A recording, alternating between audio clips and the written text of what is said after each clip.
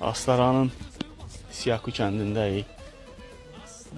Narıncının tez yetişən sortu karli sortu yetişir. Canımsa məhsula bax. Rövşən Almazoğlu da çəkir.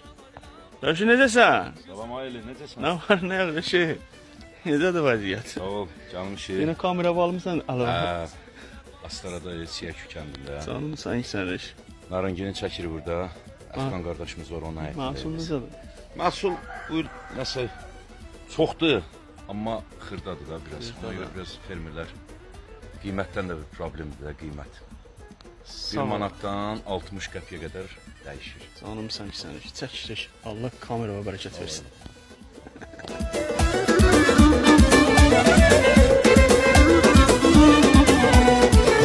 Azərbaycanımın dilbər gülsəsi, varlı bərəkətli aslanım mənim. Azərbaycanımın dilbər gülsəsi, varlı bərəkətli aslanım mənim. Üstünə yaraşır qalmış meşəsi, bana da əzəmətli aslanım mənim. Üstünə yaraşır qalmış meşəsi, bana da əzəmətli aslanım mənim.